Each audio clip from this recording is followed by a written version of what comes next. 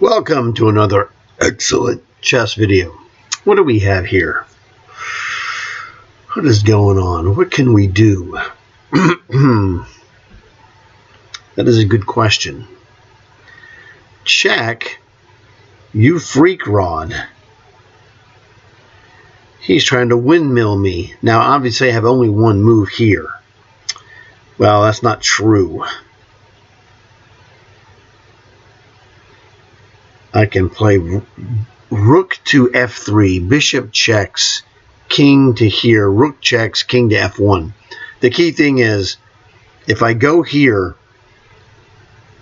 and I'm just going to get a draw, and I'm winning. I don't want to draw. I've got a queen versus bishop, but I got to give away a whole rook to make this queen versus rook and bishop. The only way to do that, here, check, and go back. He goes anywhere else he wants to go. Check here. Now he's got to go here, so he can get a draw. This is the only move. I have a slightly winning advantage here, and I just go here. Okay. The problem is that queen f3 is coming. Queen to h3 is coming, breaking free, and then taking care of business, shepherding the pawns against the two pieces. This is winning for white, but not crushingly winning, but you're going to have some skill, so the game ain't over. Just letting you know. But this key thing here is practicality. You have to realize, hey, now, if this guy in playing black is a higher rated player than you, you can take the draw. Go, okay, I'll call it even, sir. Or madam, whatever. But my gut reaction is I'm going to finish him. I don't care if it's Hikaru himself. I will finish him. So the only move that plays for a win is rook to f3. King to g1, this is a draw. You can't lose. This is the thing. As my dad's rule says, play the win you see. In this case, the win might be a draw. Like, I'll take, against a strong opponent, you're like, you know what? I don't want to press my luck. I'll take the draw against a much stronger opponent. Call it even. Okay? And if you're stronger yourself, the more stronger you are, the more likely you are to play rook f3 to give yourself a chance to finish this guy off. You do have the advantage. White has the advantage. This rook's going to move. Queen h3 is coming. And now the counterattack is there. So hopefully you enjoy this and learn something. Tournament world, you got to play practical moves that win or give you a chance. Oh, well, this is a no-brainer. Pause the video, see if you can figure this out before I give you a hint. And I'll be back in 3, 2, 1. This took me about 5 seconds. The crushing move is rook takes free knight. That knight's not free. He can take it with the queen. Oh, you really want to do that? Is that what you want to do? 5. Outstanding. We hit him with a check. Guess what happens? Hit him with a check. See what that is. It's not free. You didn't win anything. No, I wouldn't say that. Guess what? That's very interesting. What should we do here? Can we play like knight takes e6? No, he can't play that move. We could play f4. He would just queen check us and get away. But there's another move I could play. I could play queen takes g7. He would just play queen takes, whatever. But I have a better move. It's this one. Outstanding. Double brilliancy. I told you I was going to get a free knight. Count the pieces. What do I have?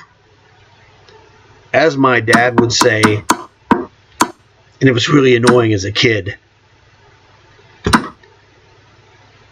he would say, here it is, rook takes free knight. No, to be honest, my dad would never have played a move like this. This is very, very intricate on the calculations. A little beyond his comfort zone, okay? He'd be like, yeah, I thought about it, but it just couldn't, you'd have to, and my dad had a real mental block, and he would be the first to tell you, I'm not getting rid of my queen. That was phrased out of his lips. I swear to you, I'm not getting rid of my queen. So my dad would really have had a hard time of playing the move that I saw. Kaboom! Queen takes rook. Now, if I played this whole combo and my dad saw it, he would be like, that was fantastic. Because it's fantastic, okay? You're like, this guy is playing black. He's like, I'm doing good. You know, this is good. He's got a more active position, okay? He felt, black would be feeling good in normal world. But, man, exchange sacrifice and then queen sacrifice to end up a knight ahead in just a crushing position. This position is crushing for white. He's like, you can't even mess with your knight. Now you got a little bit of work to do. This knight is in a great location. He could play rook d8, rook c8. If rook c8, c3. All right, he plays rook d8. He's going to come in to mess with you. Rook to c1. So if he plays rook to d7, you're guarding the only square he can attack. And, you could leave the knight there. It's fine. If you have to move it, you can go back knight to d3. Trap his rook, actually. So rook d8, rook c1, rook d7. I mean, rook d2 is not even a good move. That's losing. Knight to d3 closes the door on the rook. And then king f1, king e1. And guess what? By getting active with rook to d2, he's going to lose his rook. So you got to throw in the aftermath analysis that I just gave you. Rook c8 is probably his best, but he's got nothing. You just play c3, and you're going to go to the d file at some point. And it's goodbye, Charlie. Oh, man. What kind of business do we have here? Pause the video. See if you can solve this one. This is another 5 to 7 second solution for myself. So I'll be back in 3, 2, 1. The thing here, just jumping off the page, our development is awesome. Now, this hasn't moved, but it's well placed guarding this. We have this knight ability to move to e4. Knight takes here is going to be the winning move with the rook. Knight takes, pawn takes. And now you have queen checks. If he plays g6, queen takes e5, wins the rook in the corner. You're just winning an exchange. So knight takes, pawn takes. Rook takes is inferior, but it's still pretty good. Bishop to e7. You can play bishop to g5. He's got troubles already. So even the inferior move of rook takes pawn is pretty good. Outstanding. But this is the crusher. Well, you know what? It's probably the crusher. Let's not be stupid about it. Check. What's he going to do?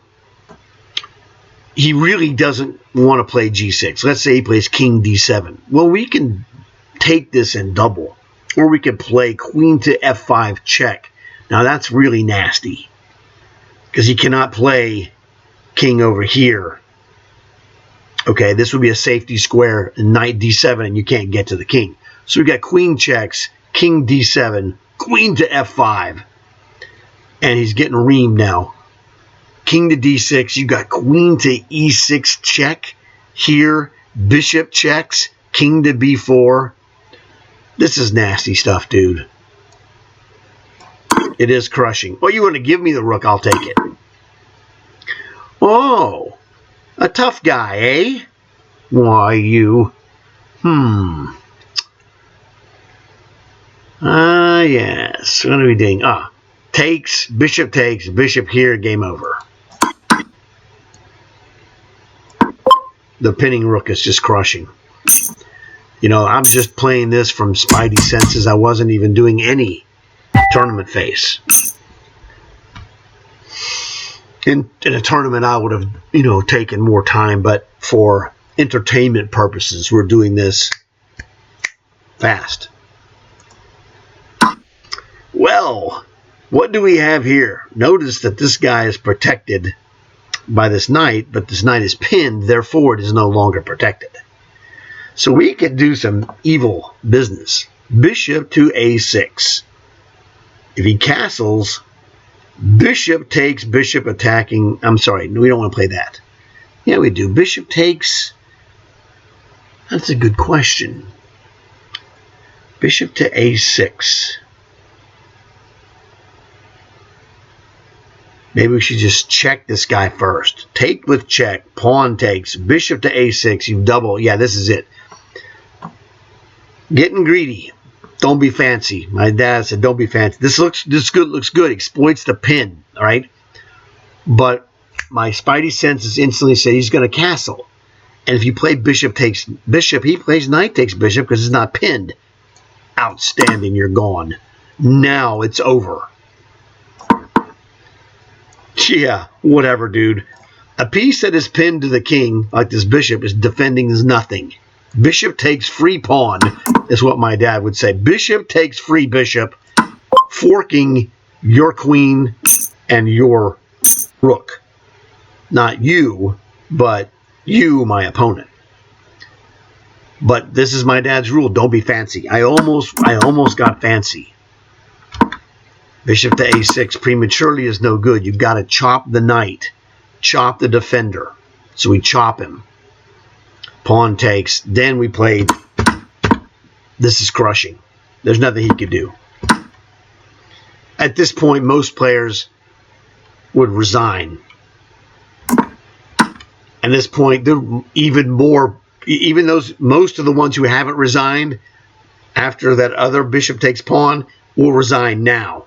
Very few of them are going to go queen to e1 or queen to d2 and go, yeah, I'll fight you on with a rook down. I don't think so, buddy. So, hope that helps.